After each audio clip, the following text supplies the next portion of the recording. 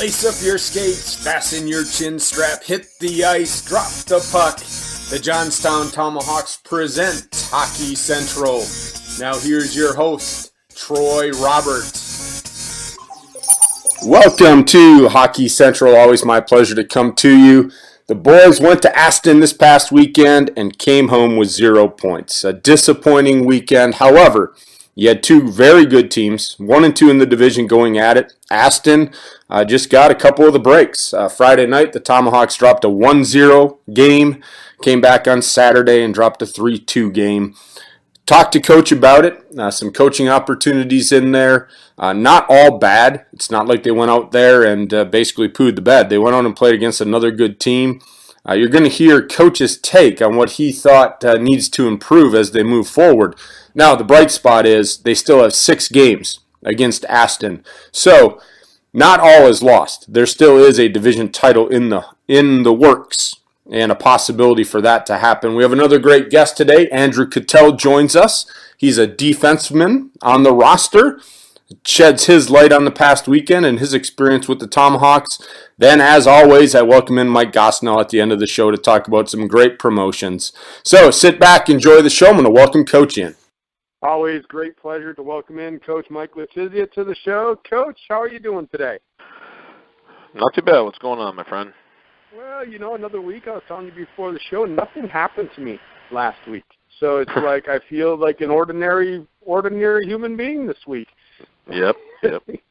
And because up to this point, every week it was something else going on in my life. But I know, Coach, big series this past weekend against Aston. We talked about it a little bit before we started recording here. And, it was one of those weekends. It's going to be a hard-fought battle, no points. But, it seems like the guys played really hard. And, you hate to lose.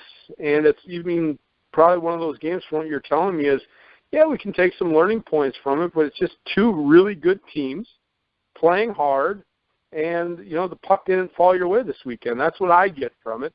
Give us a quick recap in your mind from the coach's seat. Well, it was definitely 2 close games. I think we're 2 competitive teams, 2 teams that have had a lot of history. Dating back to last year, obviously we played them, I think it was a total of 21 times last year when you factor in exhibition, regular season, and playoffs, and there were some wars for sure. I think this year the games maybe haven't been as nasty as they were in the past, but they're definitely spirited. They're definitely intense. There's a lot of skill, a lot of speed. The 2 games this weekend were 2 of the fastest games we've definitely played all year long up and down the ice. Pace was pushed pretty heavily. No question about that. I think Friday, it 2 periods took about an hour and 20 minutes, which is very quick for normalcy. There wasn't very many penalties called, which was good. Until unfortunately, it was a 0-0 game, and there was a late one there that I think could have went either way. I don't think it necessarily had to be called, but unfortunately it was, and they scored late on the power play, and then that was kind of the deciding factor. That game, I don't think we had our legs going too much in the first period. We had an unfortunate situation going into the game. Our bus had some issues. En route, we were planning to get into town early, get to our pregame meal, rest at the hotel a little bit, and then head over to the rink. And right off the highway, had some issues, so that the bus was pulled over for about 2 hours until a new bus came and picked us up, and then we got to the rink and kind of rushed around quite a bit. So I think our not being on the road for a while, and then having a little bit weird circumstances, we had to play the elements, so it wasn't always drew up. The guys really didn't get down, but obviously I think it affects your legs a little bit as you get going. So I think we kind of got a little bit better as the game went on, and then Saturday I thought it was pretty even early on in the game. They popped 2 goals, and I think it kind of put us on our heels a little bit. But then our guys really responded. We got on them a little bit about make sure we have a pushback and matching their intensity, and we obviously tied up the game there. Donovan Ott scored 2 goals, and we really dictated the play, especially in the third period. I think we poured it on them pretty good. I think the shots were like 14-2 or something. We were coming pretty heavy, and unfortunately, just one puck found the guy, and then he put it in, and that was a difference. And we really learned a lot against Aston. Obviously, we know that they're they're a tough team to play against. They play the game hard. They play the game fast. They're structured. They have structured chaos, so to speak. They have some predictability in their game, but they come at you pretty heavy. So, it's something to learn from, something to prepare about. And, our guys obviously got a taste of a different intensity level of, from what we've been playing the last couple of weeks, just some of the different opponents we've had. So, you never, ever want to lose a game, but you have to try to find ways to learn from it and improve and teach the guys a few aspects of everything that we have to get better at. So that's what we're going to take from the two games. Obviously they were close, games we didn't want to drop, but they were close. We have to make sure that we're sharp and we're getting better and prepare for New Jersey on Friday. Yeah, Coach, I was telling you, we're going to look at it from a positive, optimistic standpoint. You're just playing a little cat and mouse game with them, right? You're going out there, didn't want to get, just say, look, get some confidence because we still got you 6 more times and we got you in the playoffs. So, I'll look at it this way. I'm going to chalk this weekend up as a cat and mouse game that you played with Aston this week because, like you said, it's not like you went out there and the guys just didn't know how to play hockey. It sounds like, we've talked about this many times on the show that sometimes you need a lucky break, and sometimes the puck just doesn't bounce your way. You get a lucky break here and there, and, who knows? You guys get an earlier goal, some things come up, and it can change the tide of the game. And they're a good team. I mean, there's no beating around the bush. They're where they're at for a reason. They won our division last year for a reason. They're a good squad, but at the same time, we don't have to give them that much respect when we play. We have to understand, Exactly. they're good. You have to be on your toes, but sometimes you can respect the team a little bit too much. And I told the guys that today. They're as good as you want to make them be. And they're as hard to play against as you want to make it. So you got to give it right back to them a little bit. You got to get back at them. And like I said, you had a little less time than normal that we've been having making plays, and their defense are very good. Only their forwards put a lot of pressure on, so you got to make plays a little bit quicker. But it's an adjustment that you make, and I think, like you said, as we play them 6 more times, and our games get a lot juicier here down the stretch as far as the intensity and the magnitude of each game. Going into the divisional playoffs and down the stretch here, it's going to be something that's obviously our intensity is going to have to ramp up, but I'm looking forward to it as well because right now we're getting through the dog days like I've talked about before, and as we head into the home stretch and the push for the playoffs and going into the playoffs, we're going to be able to match that intensity and ramp it up another notch. Well, Coach, you brought something up here, and I think this is, going back to when I coached also, you play a team like you were talking about against Aston that's a little quicker, that's, making you hurry your decision-making, and I want to get your thoughts on this. As a coach, it's hard to practice that. You try to, have the scout team, and you try to prepare and say these are some of the things they're going to do. But when it comes to some of that athleticism with, the speed, the quick decision-making, sometimes it's just hard to emulate that in a practice until you actually get out on the ice. So when you look at that going from, preparing for the weekend and then actually seeing it on the ice against Aston, do you think the guys, leaving the weekend, even though they lost, do you think that was beneficial, those 2 games, because you probably preached it all week, hey, quicker decision-making. I know I've had to do it as a coach, but it's so hard to just preach it to the guys, and you try to emulate it with different drills in practice, but until they get on the ice and actually do it, then it comes to fruition. Do you think they learned kind of what you were talking about with the message leading up to the weekend? Yeah, I mean, I've said before, video is a great pre-scout, chalk talks are great pre-scout, handouts, conversation, different things like that you can discuss as far as you're prepping for a team. But the best pre-scout is actually playing, and learning. And I think that's, where maybe we were able to fix things from Friday to Saturday a little bit, where you understand what's coming at you and the actual true live experience of it. I guess it goes like any other sport, when you're playing baseball and you're up there hitting and okay, the pitcher, that he's got this fastball, he's got this curveball, he's got a changeup, and you can be told about it, you can see it on video, you can predict it, you can get all the numbers, but until you actually experience it, then you know what I mean? And I think for their team too, I think they understand that we're a team that's going to come right back at them. We're going to play the speed, we're going to play the skill game, we're going to get our nose dirty, and when we do that, we match up against them very well. So I think it was 2 teams that like I said, that are that they respect each other. For the battles that we're going to have and the juggling and the jostling we're doing here in the division. But I think there's also teams that don't like each other very much at the end of the day, and they want to win. So it's like I said, you can focus on things, you can talk about it like we talk about. You can do different things in practice. You want to make sure you're playing at an intensity that's going to be equal to the game, and you want to do that for every team. We want to play at a certain level by ourselves, and then obviously there's tendencies and little predictability things that you hope you can pre-scout on another team. When you break that part of the game down. So, like I said, I think out of the 6 periods this weekend, I probably liked 3.5 to 4 of our play. I thought we could have done better in other areas, and it was just little things. And like we talked about, not making excuses. Obviously, everybody has issues throughout the year. So, just getting back to work this week and shutting the door on Aston for now and focusing on New Jersey, really. Yeah, you gotta. You've always said it. It's you celebrate when you win, and you don't mope when you lose. You get ready for the next day. So I know the guys will go back to work. Like you said, you play them 6 more times. My last question about Aston, then I'm going to switch over, talk about something you and I have not talked about, and that's what the guys do kind of off the ice during the week. But when you look forward, Coach, you got 6 more games, and we had mentioned this past weekend coming up that has been a little bit in between playing them, so the teams were different. Now when you look at the 6 games remaining, pretty much there's not going to be a whole lot of change going on now. You got to see them this past weekend. Now you got 6 more games.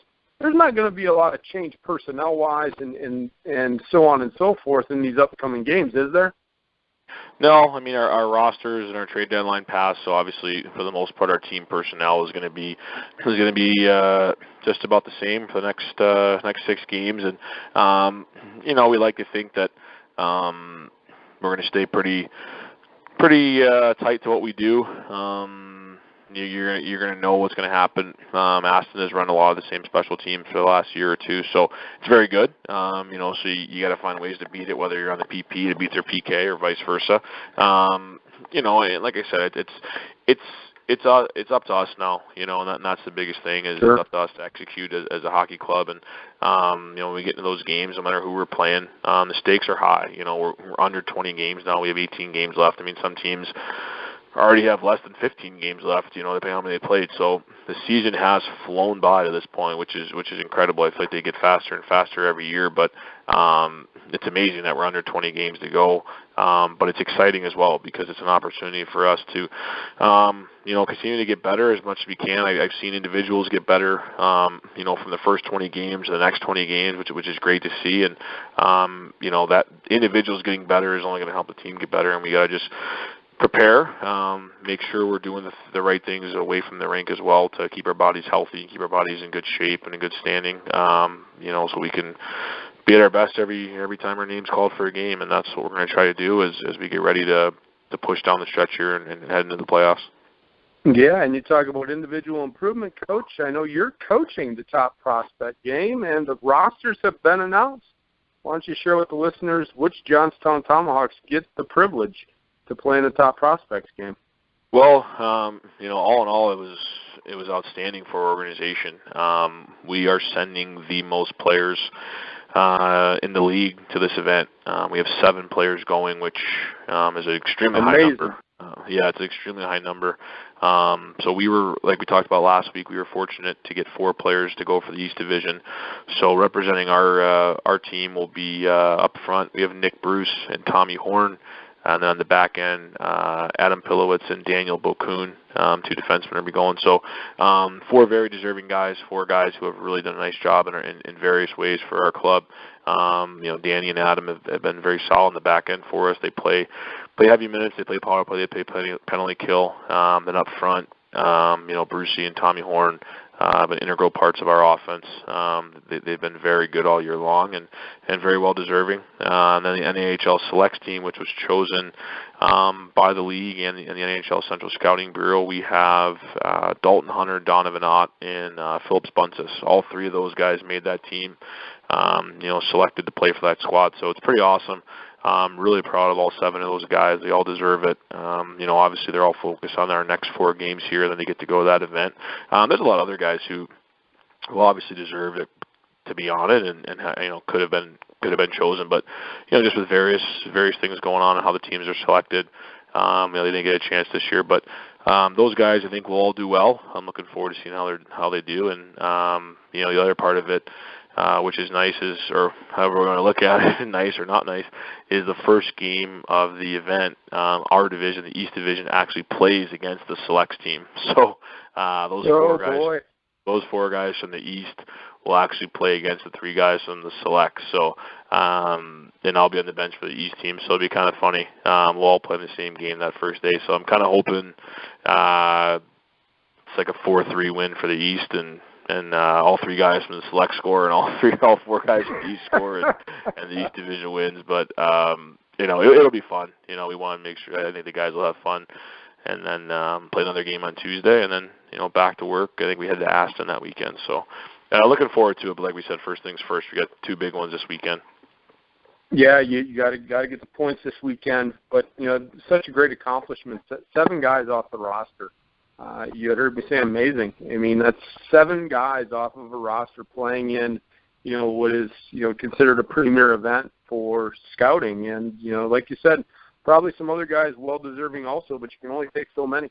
And, the guys that you mentioned are guys, honestly, Coach, and when you look at the press releases and you follow on Twitter, it's guys that are always involved and, very good guys. I mean, everybody we've talked to is a great guy. I mean, we've talked about this and the character piece that Johnstown brings into it. And so that's how I wanted to end our little session before our guest joins us here in a little bit. But I talked to Mike Gosnell a little bit about, community involvement and what the club does to get involved in the community. But I really am not sure people outside of Johnstown realize that these kids do more than just go to school and play hockey. They spend some of their time doing things in the community, and not necessarily just because coach is saying go do this or the club saying go do this. They're good guys. They go out and they make a difference, and they appear in the community. And I think that's one of the things, honestly, Coach, that makes this organization such a tight-knit, community-based, love their team aspect, because the guys are actually out doing things in the community. And you mentioned they were out this week. Just want you to share with the listeners that maybe aren't from the Johnstown area, that don't realize that your boys actually go out and do things in the community during the week. Yeah, we're out quite a bit, whether it's during the day or at night. We practice in the morning. Practice around 9:30 every morning, and then we have off-ice workouts, video meetings, things like that. Different things throughout the morning. Leads up throughout the most of the day is taken, but there's different things that the guys are involved in. We have some routine stuff throughout the week that they're at just about every week. Whether it's a few guys or all the guys, we help out with youth hockey. We help out with local places, and guys go and do appearances there and help there. We've done there's about 8 guys today actually visiting out at Altoona Hospital. We've helped out in that. We've helped out soup kitchens. We've helped out fire halls for spaghetti dinners. We've done a lot of school visits. Guys go read at schools, talk to schools. Helped out Red Ribbon Week. In October, we've done just multiple different things that we've done at different times. All over the community, and they've been waiters at restaurants, help raise money for different research. There's countless things. It's pretty much 2-3 times a week at least that the guys are out in the community doing something. Like I said, whether it's during the day or maybe it's at night. Sometimes it's on weekends. Sundays after playing games. Sometimes it's Sunday mornings. Whether it's with youth hockey or helping other areas, they're out pretty routinely. It's a big part of this. These kids are. They're high profile in this community, and we want to make sure we're giving back in some way. And coaching staff as well. When we can, we make these appearances and try to do what we can help the community. It's a big part of things. Obviously we want to show Johnstown that we're not just hockey players. We're part of the community as well. So, like I said, it's multiple things. It's multiple guys. It's something that I think it's very, very important to what we do, and you can never do enough of it. So we want to be a big part of the community as much as we possibly can. Well, I think, Coach, that also goes kind of back to you personally as a coach and what you want to do to develop these kids. Not only is it giving back to the community, but I think as players, as young adults, having them do these type of things, I mean, that's going to stick with them, and you hope that that's part of that process for them to mature and grow to be, good citizens as they become, men. I mean, because right now we have to admit, they're young kids. That's what I call them, in their late teens and, early 20s. And so I would imagine, and just want to get your quick thoughts, by doing these type things, you're actually molding them to hopefully, as they progress in life, just become model citizens and use what they're doing now and continue that on as they get older. Yeah, I mean, like you said, they're still kids, and there's still little things that you have to stay on them about. Whether they open up a bottle of water and leave it half full and just leave it laying around, or they take the last piece of bread or something and don't throw the bag away, or just little things that parents would talk to kids about all the time. So they're still kids, but at the same time, they're young men, and they've given up a lot to sacrifice to come play junior hockey and play in Johnstown. So you just got to remind them how important it is to be a well-rounded person and to be a good person, and that's my opinion is very, very important. You can be a good hockey player, but if you're not a good person, you're not a good human being, then, really what are you? Hockey can only define you so much, but how you're respected and what type of character you have as a person in society, I think is way more important. And like I talked about before, I think it just goes hand in hand. If you're a good human being and you do things the right way and you care about people and you live a good life, then you can enjoy hockey to its fullest and play it in its purest form, and you don't have to worry about your personality or your off-ice actions. They kind of take care of themselves, and then hockey can be played for fun with less distractions and less interference in your mind worrying about what you may have done wrong. If you do things the right way and you're a good person, then you can just relax and play the game and have fun. Yeah, definitely.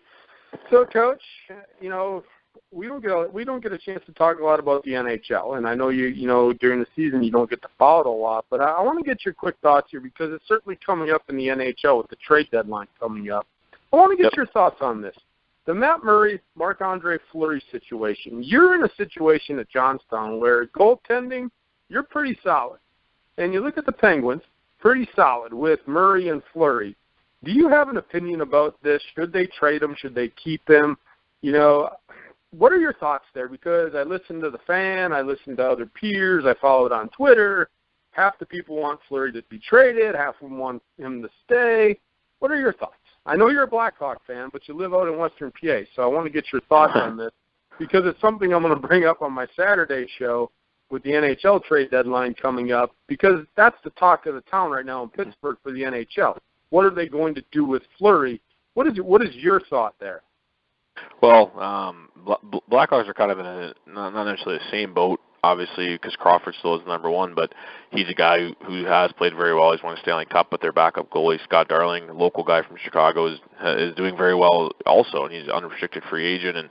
And basically my point of all that is, in our league, we don't have a salary cap. We obviously have a roster max, but we don't have a salary cap. So a lot of things come into play in the NHL a lot differently than they do here. And that's, I think, going to be the biggest turn point. You can never have enough good goaltending, but at the same time, you got to keep your goaltenders happy. You got to make sure that they're well equipped to perform when they're in net. So they have the luxury of having two solid goaltenders. Obviously, Murray's quite a bit younger now, and he led in the Stanley Cup last year. He's having another strong season. He looks like he is the real deal going forward. There's a little bit of difficulties with Fleury's movement clauses and things like that. So the salary cap obviously is the biggest thing when it comes to making these moves, making these decisions. And, we've seen a lot of good players over the years in all sports, but that are moved because of their salary, and to keep teams in check and keep teams under the cap or, get to the basement of the cap if they have a low salary or a low payroll. So it's obviously one of those things where, it's a nice luxury to have 2 goaltenders, but looking at the whole scheme of things, they may have to make the trade because maybe they can fix other areas of their team, with 1 or 2 guys at Fleury's salary cap hit, so it's going to be a tough call. You got to make sure you have a guy that's capable if something was to happen to Murray, because just look at last year, Fleury, and then all of a sudden Murray goes and he wins him a cup. What if Murray's struggling, or what if something happens to Murray? You got to have a guy, you know what I mean? So they obviously have been a winning organization for a reason. They have good people in place that make those decisions. So I'm sure there's going to be a lot of thought process that will go into it, and it's going to be interesting. It's kind of like very, very strong parity in the league this year, and like I talked about that about our trade deadline, where there weren't very many teams that probably were out of it at the deadline, so to speak, in their mind. It's kind of the same with the NHL. I think really only Colorado and Arizona are well behind, but in the East, it's pretty tight from that last spot to the last playoff spot to the last spot in the standings. And the West, they seem to shuffle pretty regularly. So it's going to be interesting. And I think the Penguins are going to have to, obviously lay out all the pros and cons and decide what's the best, And then the other thing is, if you're going to lose them, maybe the expansion draft or how they're going to do it, kind of going back to Chicago's situation where you have a goalie who's unrestricted free agent, you have a goalie that's playing, that's making a lot of money. You can maybe trade one and get something back and not lose them in their free agency. It's kind of like in baseball as well. We see these players that get traded because they're going to be free agents, because you figure, well, you could either trade them and maybe it's not the popular move, but you can get a heavy return for them, or you can let them walk out the door in free agency and you get nothing. So I guess that's probably the most neutral answer you'll have there, but it can really go either way, and obviously only the Penguins will know what they want to do. Yeah, we'll find out here shortly. And I heard Andrew join us. We'll be with you in just 1 minute, Andrew. Got one more question for Coach about the NHL. Coach, I know this is a big rival for Chicago, and it's the Minnesota Wild. But how important do you think Bruce Boudreau going to coach that team was for the Wild to all of a sudden be in first place? I didn't expect to see the Wild on top of that division or in that conference, and I think coaching has a lot to do with it. What are your quick thoughts there on Minnesota and what they've accomplished? I know you're a Blackhawks guy, and they're right above the Blackhawks, but I didn't expect the Minnesota Wild to be where they're at. Yeah, they the biggest thing I think that happened in the Wild is Devin Dubnyk. I think he resurrected his career in Minnesota. He was struggling to find a place that, his career could work out. And he was in Edmonton when they were going through their struggles. So, maybe he was as good as he is now, just, saw an extra amount of grade A chances throughout the games because Edmonton wasn't as good in front of him as they are now. They're obviously a much better team now. They're kind of getting through that rebuild. And he was kind of the guy, in my opinion, that was the biggest turning point for their organization, was they solidified themselves with a goaltender that, was able to win them games and keep them in games. Some of the young guys have obviously turned the corner, and, Ryan Suter was a big free agent, he was a free agent, wasn't a trade, free agent acquisition they picked up and they paid a lot of money to, and he logs a lot of heavy minutes, and they play with a lot of speed, a lot of pace, and, Boudreau has definitely helped. I think, he's had success as a coach, so I'm sure it's something that helped them, but, at the end of the day, players play, so I think Dubnyk has turned them around this year. I think, they've been able to draft players because of where they fit in the standings, so they've obviously built a little bit, and those players are starting to come around, and the Central is a battle. There's a lot of good hockey teams in there. It's kind of similar to the Penguins division. There's a lot of good teams in there, and they've emerged here. I think the Blackhawks beat the other night 4-3 in overtime. I know Dubnyk didn't play that game, but it was a really good hockey game, and Minnesota's a good hockey market. So being able to play at the Xcel Energy Center in front of that passion and that enthusiasm, I think obviously if they're having success, it's going to juice the fans up more, and it's a very tough place to play. So a lot of intangibles there, but like I said, I think Boudreau definitely has helped, but Dubnyk, in my opinion, has been the biggest key to their resurgence.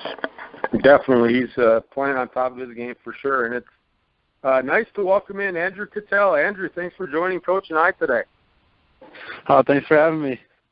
So Coach and I were talking a little NHL hockey, and we talked before you joined us about this past weekend and, going out and playing against a tough Aston team. And I know you're a big mainstay on this team, 41 games played. So, a guy that's been around playing a lot of games, playing a lot of minutes. When you look at this past weekend, Andrew, when you got two really good teams, two evenly matched teams, when you look at coming away, I know you want to win, but did you take anything away from this past weekend? Because you got them 6 more times in the regular season.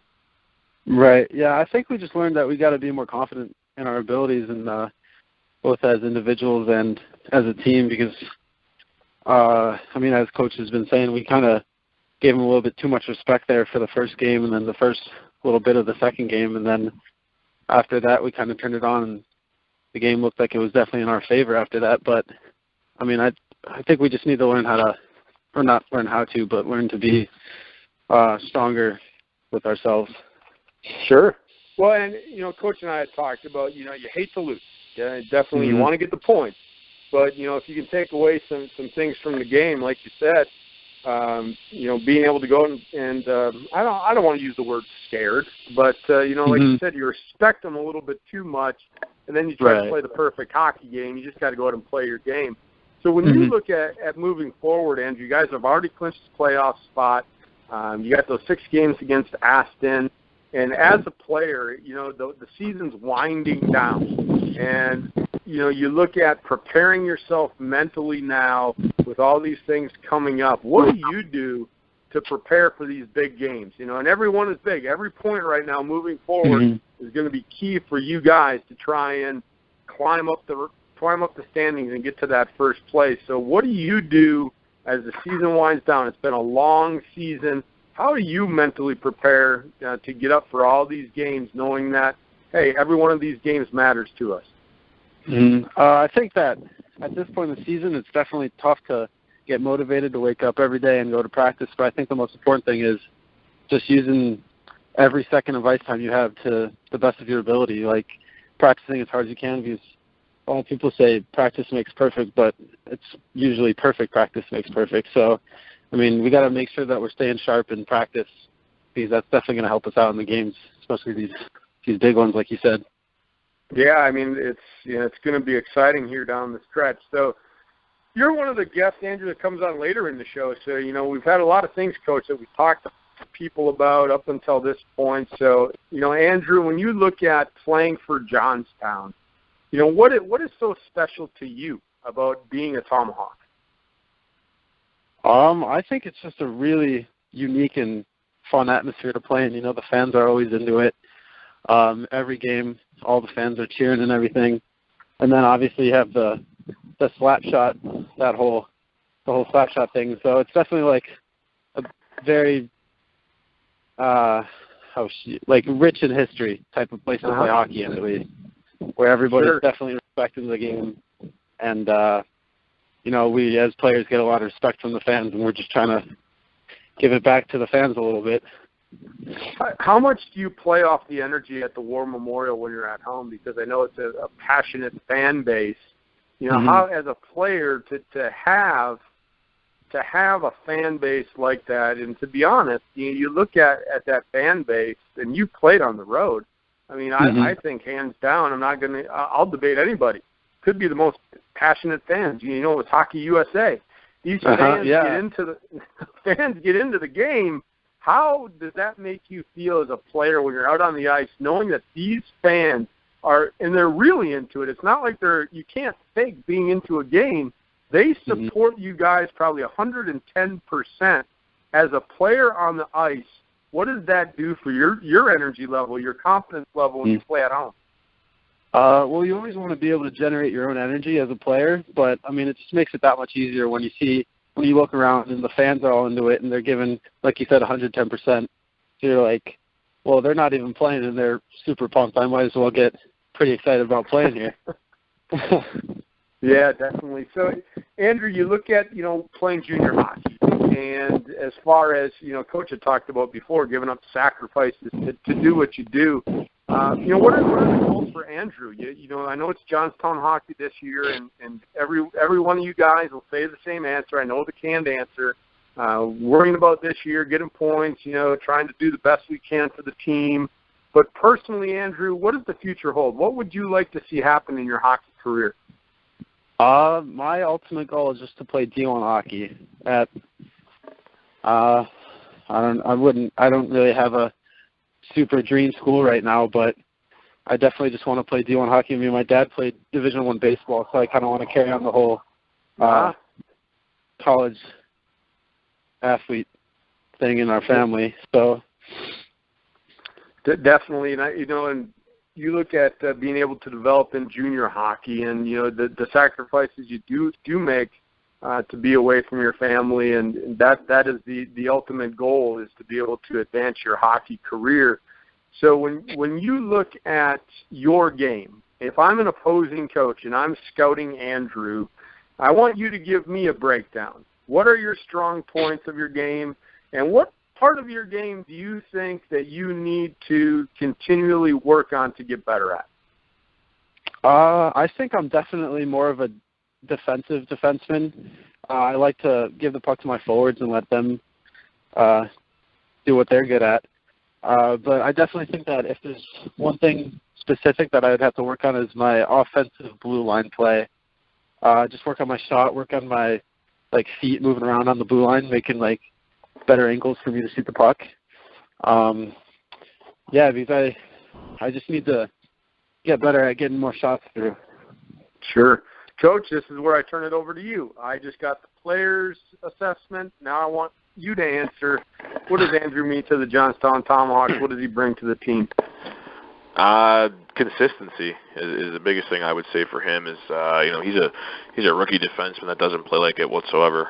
He's been on our blue line since the opening night, and he's been a rock back there for us. He's an elite skater. Has great anticipation skills. He moves the puck well. Can defend. Great stick. Just one of those guys that just quietly just goes about his business and just plays the game well. He's usually there to break up plays.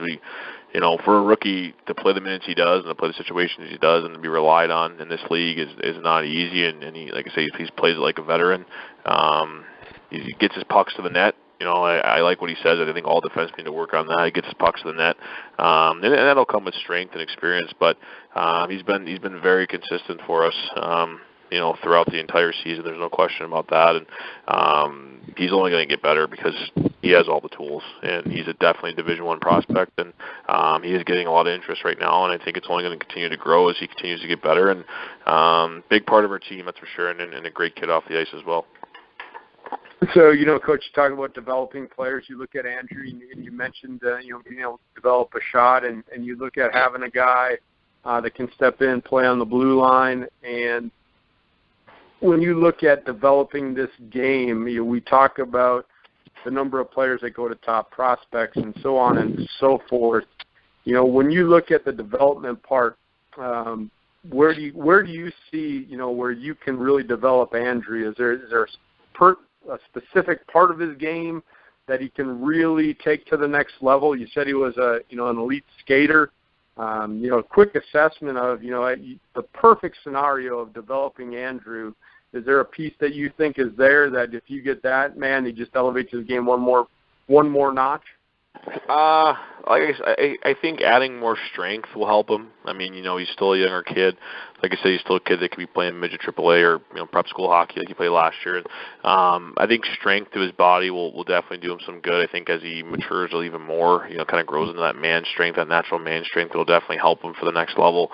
But with that, he has instincts that you can't teach, and he reads the game at an elite level. So that's a great base to have. And then obviously working on your strength and working on your body mass, and with that will come the ability to out-muscle players a little bit more, and obviously have a little heavier shot and getting shots heavier to the net. But he has those instincts and that awareness of the game and seeing the game well that kind of comes natural to him. So that's huge. And then everything else is one of those things that, is the work that you could talk to him about, and then he goes out and he does it. And I think when he does it, and he continues to do it, it's only going to make him better. So I think that's the biggest thing for him is continue to do what he does well and take advantage of his natural abilities, and then, you know, build that strength. That kind of comes in the summer. You know, the grind of the season is tough to build mass and build strength, and, you know, because you're on the ice every day and you're burning a lot of calories and your metabolism's racing like a wild man. But in the summer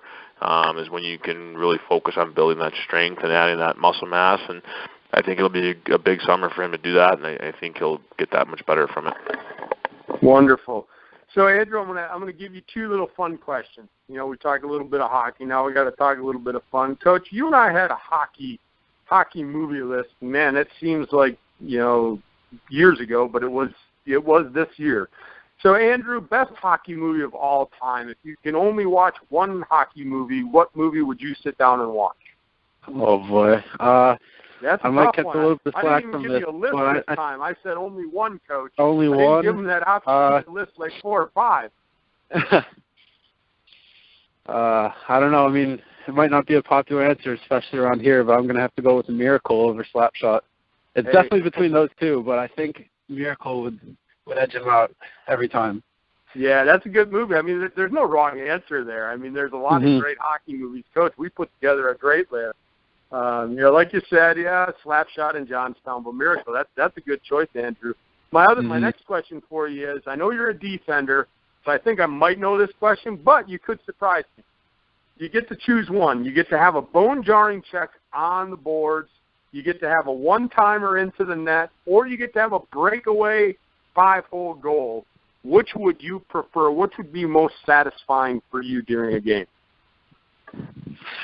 Ooh.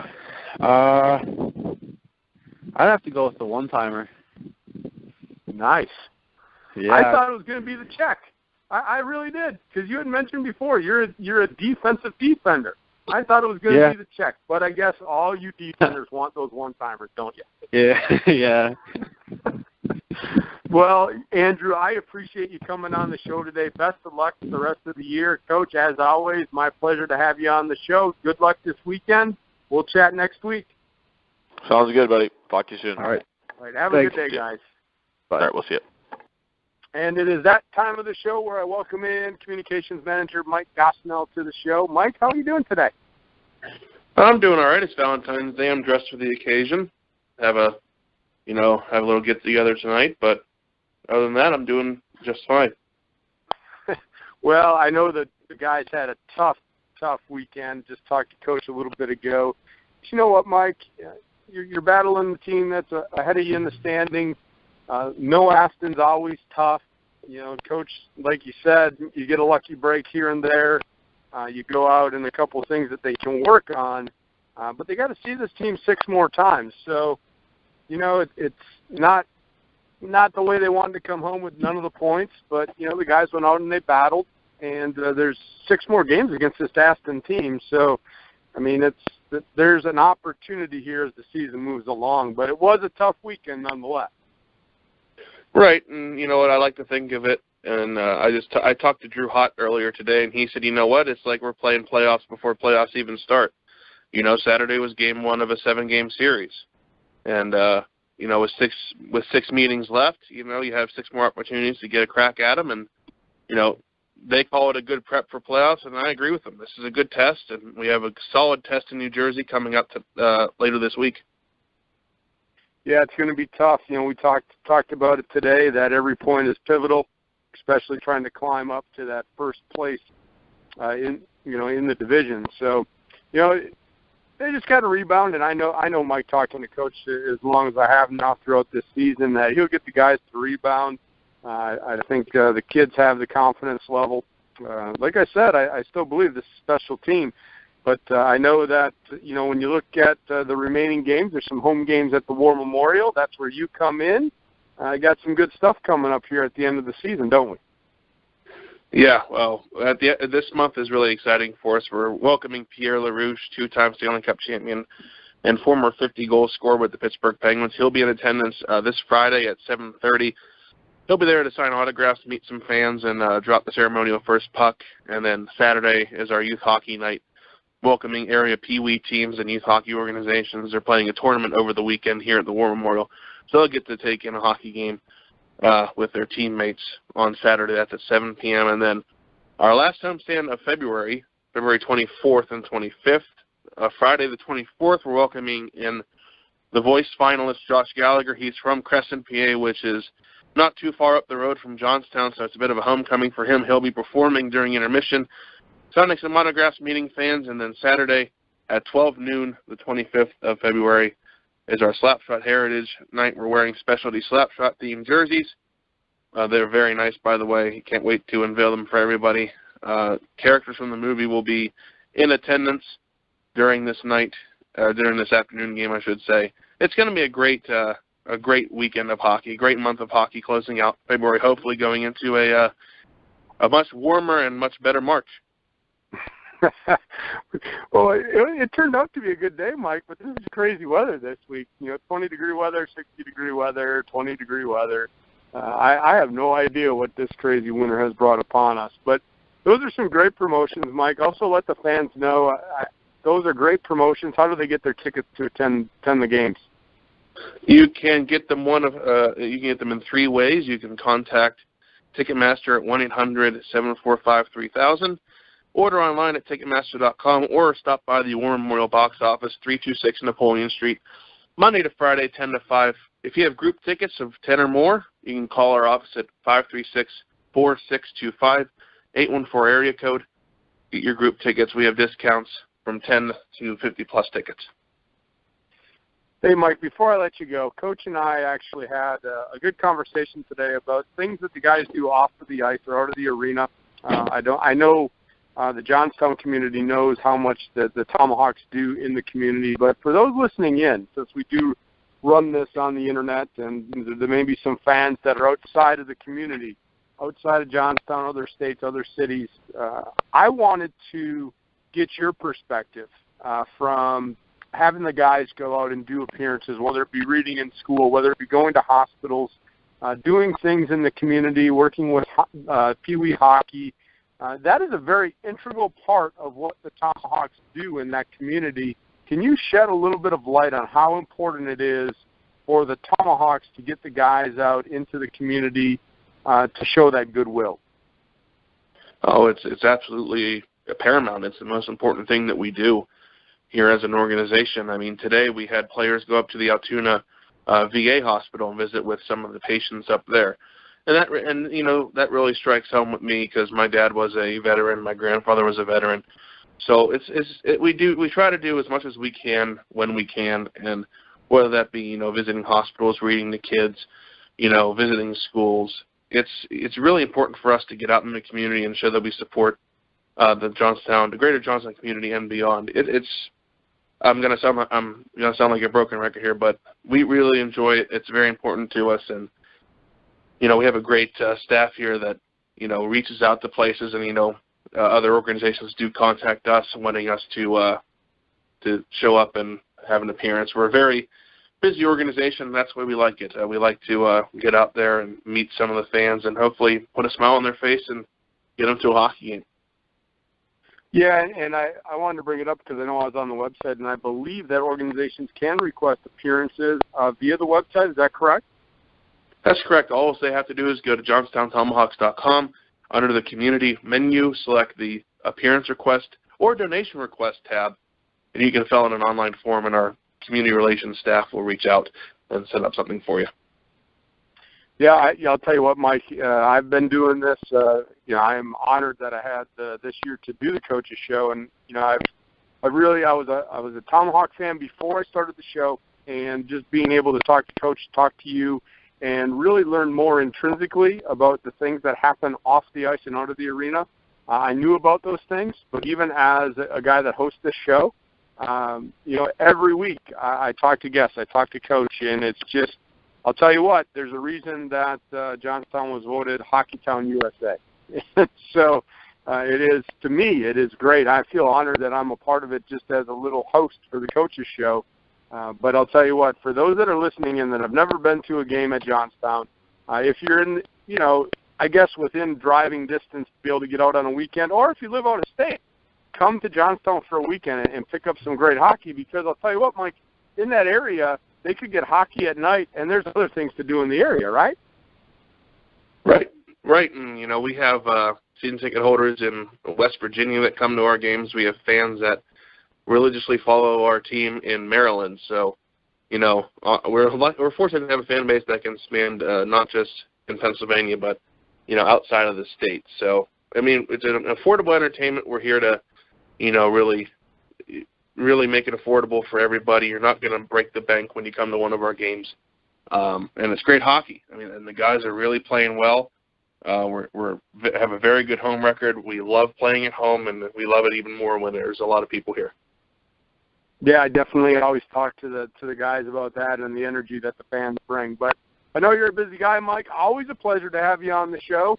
We will get together next week, and hopefully we're talking about racking up some points by beating New Jersey this weekend. But have a good week, bud. Let's hope so, and we'll see you next week. Okay, talk to you later. The music has started, the horn has sounded. That means another episode of Hockey Central is done, over kaput. Hope you enjoyed the show today. Special thanks, as always, to Coach Mike Letizia, Communications Manager Mike Gosnell, and my special guest today, Andrew Quetell, for joining the show. Hopefully the boys can go out and get some points against New Jersey this weekend. Go Tomahawks!